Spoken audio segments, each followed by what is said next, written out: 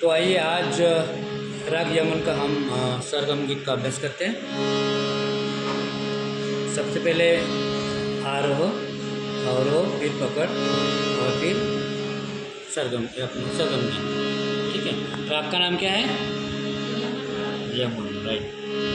चलो देखते हैं। आरोह, अवरोह, पकड़। नी, सभी साथ में गाएंगे। नी रे ग म प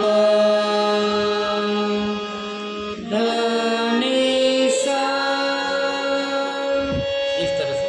सा नी ध प म ग रे सा। ये हो गए हमारे आरोह अवरोह। अब पकड़। पकड़ मतलब राग का मुख्य अंग, मुख्य अंग बोलते उसको। नी रे ग रे सा प म ग रे सा। इस तरह से राग की पकड़।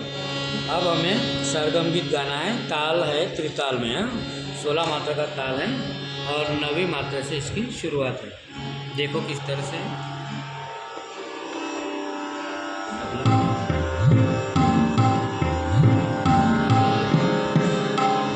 देखो कैसे बजता है।